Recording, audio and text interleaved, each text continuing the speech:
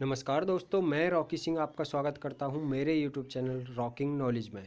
आज मैं लेकर आया हूं आपके लिए एक नया सेशन, रेशो और प्रोपोर्शन, अनुपात और समानुपात। अनुपात और समानुपात के ऐसे क्वेश्चंस जो एग्जाम में कई बार देखने को मिल जाते हैं दोस्तों, उनको 2 से 3 सेकंड में कैसे सॉल्व किया जाता है, आज मैं बात करने वाला हूँ ऐसी ट्रिक्स की।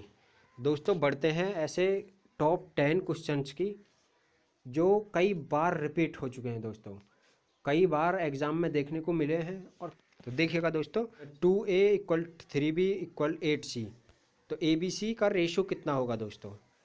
तो अगर मैं बेसिक की बात करूं तो दोस्तों बेसिक में आप इन तीनों का एलसीएम लेंगे, एलसीएम से इसको डिवाइड करेंगे, तब ए की वैल्यू आएगी, बी की और सी की।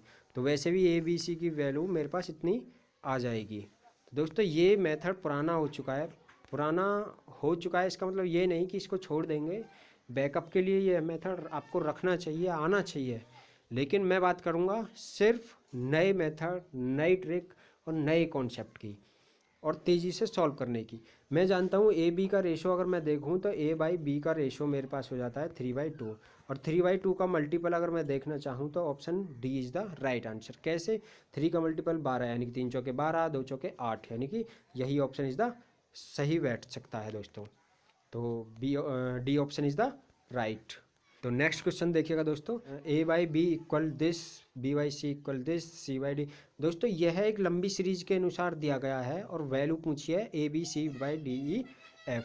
तो इसको सॉल्व करने के लिए क्या करना पड़ेगा मुझे? कुछ नहीं दोस्तों। अगर मैं बेसिक मेथड लगाना चाहूँ तो बेसिक मेथड लगाने के लिए दोस्तों मुझे पता है कम से कम 2 से 3 मिनट यही क्वेश्चन ले जाएगा, और CDS 2020 में यह क्वेश्चन आया भी हुआ है। तो क्या करने वाले हैं हम इसमें, नया कॉन्सेप्ट क्या हो सकता है? तो देखिएगा दोस्तों, मैं जानता हूँ अगर इन सब की आपस में मल्टीप्लाई कर दी जाएँ तो मेरे पास वैल्यू बचती है ए बाई एफ। जी हाँ दोस्तों, ए बाई एफ बचती है, और ए बाई एफ इसके बराबर क्या बचता है दोस्तों? 1/3, 3 कैंसिल, 2 से 2 यानी कि 1/4, तो 1/4 बचता है। ओके, इंटू अगर मैंने बात की मेरे को वैल्यू चाहिए बी बाई डी की, तो बी बाई डी की अगर मैं वैल्यू निकालूं तो इन दोनों को अगर मैं आपस में मल्टीप्लाई कर दूं, B by C equal U, C से सी कैंसिल हो जाएगा दोस्तों, तो बी बाई डी की वैल्यू हो जाएगी 2 से 2 कैंसिल यानी कि 1, इसकी वैल्यू यानी कि बी बाई डी की मेरे पास ये हो गई। अगर मैं बात करूं किसकी दोस्तों, सी और डी, इसमें तो डी से डी कैंसिल, सी से सी यानी कि सी बाई ई की वैल्यू हो जाएगी मेरे पास, तो सी बाई ई की वैल्यू हो जाएगी मेरे पास इंटू 3/2। दोस्तों मेरे पास क्या आंसर आ जाएगा? 3/8, तो 3/8 इज़ द राइट आंसर। तो C is the right answer दोस्तों इस क्वेश्चन का। जी हाँ दोस्तों, A plus B ratio B plus C ratio C plus A equal to this, और ए बी सी इसकी वैल्यू इतनी दी हुई है। दोस्तों मुझे क्या करना है, मुझे इस क्वेश्चन में करने की कोई आवश्यकता नहीं, क्योंकि ए बी सी की वैल्यू 27 दी हुई है, मुझे इससे कोई लेना देना नहीं। अगर मैं इन तीनों को जोड़ दूँ तो ये वैल्यू मेरे पास कितनी हो जाएगी दोस्तों?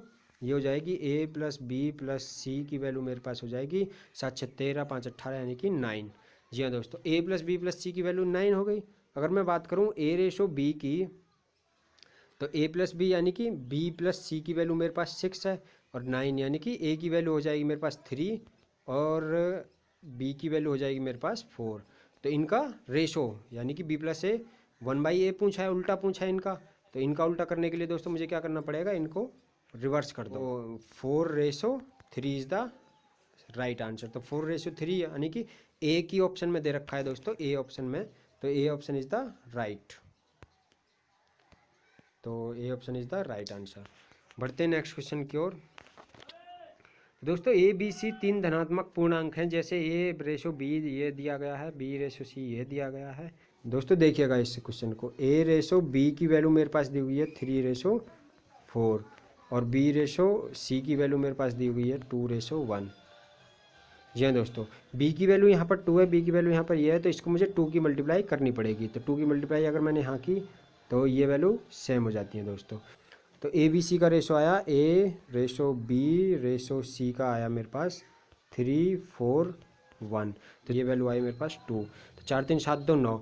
जी हाँ दोस्तों, मेरे पास पता चल गया मेरे को कि यह ए प्लस बी की जो संभावित मान होंगे वो 9 का मल्टीपल होंगे। तो 9 का मल्टीपल ढूंढना है दोस्तों। 9 का मल्टीपल मेरे पास क्या हो सकता है, वही ऑप्शन में होगा। तो 9 का मल्टीपल मेरे पास ये भी नहीं हो सकता, ये भी नहीं हो सकता, ये भी नहीं हो सकता, और सी इज़ द राइट। कैसे 9 का मल्टीपल ढूंढा जाता है दोस्तों? If the digital sum of the numbers is divisible by 9 then the it is divisible by 9। Okay दोस्तों, तो B C option is the right, तो C option is the right option. तो बढ़ते हैं नेक्स्ट क्वेश्चन की ओर। जी हाँ दोस्तों, ऐसे क्वेश्चन कई बार एग्जामों में देखने को मिल सकते हैं दोस्तों। यूपी पुलिस से लेकर एसएससी, रेलवे और न जाने कितने एग्जामों में यह क्वेश्चन पूछा गया है दोस्तों। मैं बात करूंगा इसके चौथे अनुपात की। तो फोर्थ प्रोपोर्शनल कैसे निकालते हैं? तो 189 divided by 273 equal to 153 divided by x.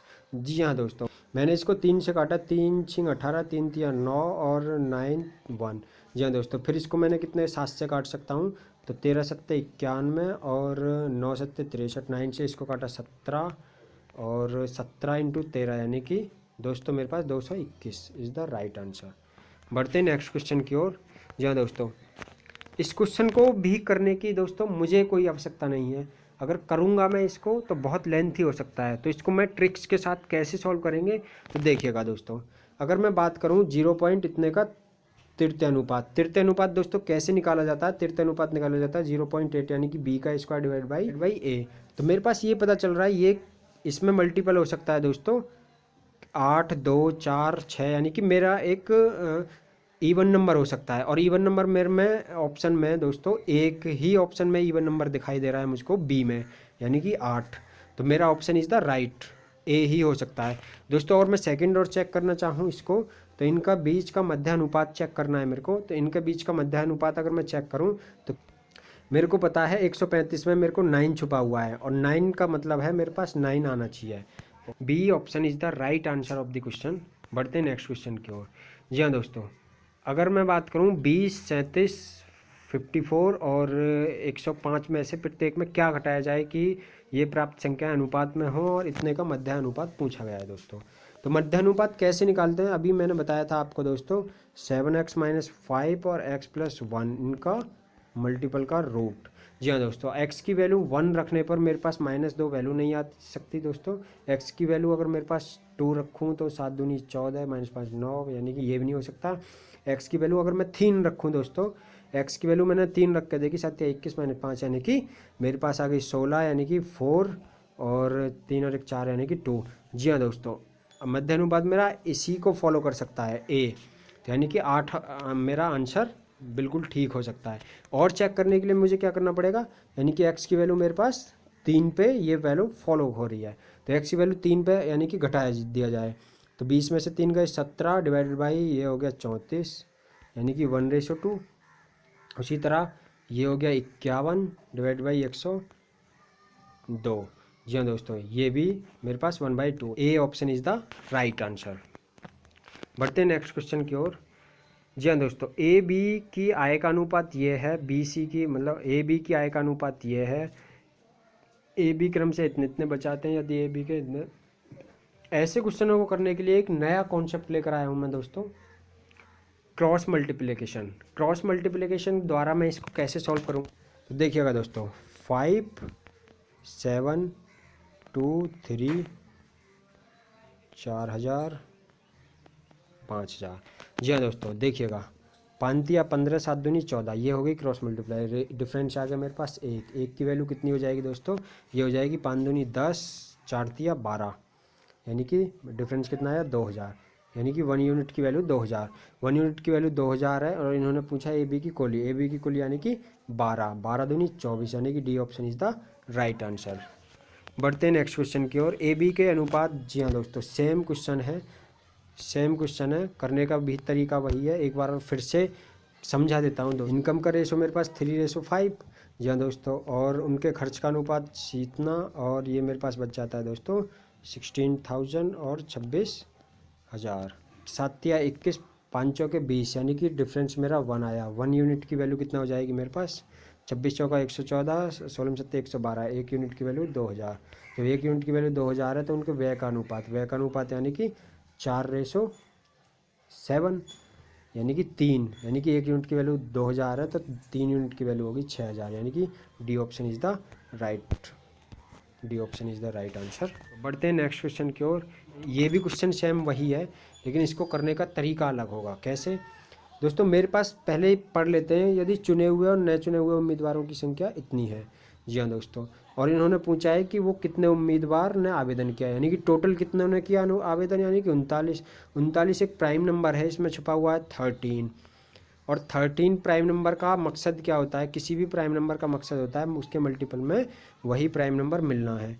तो मैं देखता हूँ 13 का मल्टीपल कौन सा हो सकता है। 13 का मल्टीपल ये भी नहीं हो सकता, ये भी नहीं हो सकता, ये भी नहीं हो सकता, यानी कि A is the right answer. तो A is the right answer, क्योंकि 15 इंटू 13 कितना होता है दोस्तों, 15 इंटू 13 195। दोस्तों बढ़ते हैं नेक्स्ट क्वेश्चन की ओर। देखिएगा दोस्तों, बढ़ते हैं नेक्स्ट क्वेश्चन की ओर। अजय और वीना की आय का अनुपात दोस्तों 5:4 दिया हुआ है, तो यानी कि 5:4। और इनके खर्च का अनुपात दोस्तों कितना दिया हुआ है, 6:5। और बचत यानी कि 7:5। जी हाँ दोस्तों, तो 5 पंजे 25, 6 चौक 24, यानी कि 1 यूनिट इक्वल टू 6 पंजे 30, 5 सत्ते 35, 5। 1 यूनिट इक्वल टू 5। जब 1 यूनिट इक्वल टू 5 है तो मेरे पास इसकी वैल्यू हो जाएगी मेरे पास 25। 25 में ये 7 बचत करता है, यानी कि 7 बचत करता है किस पे, 25 पे, इंटू ये है, तो ये हो जाएगी मेरे पास 28। 7 चौक 28 इज द राइट आंसर। तो दोस्तों कैसा लगा ये वीडियो, कमेंट बॉक्स में कमेंट कर दीजिएगा, और शेयर करें, सब्सक्राइब करें my YouTube channel rocking knowledge को।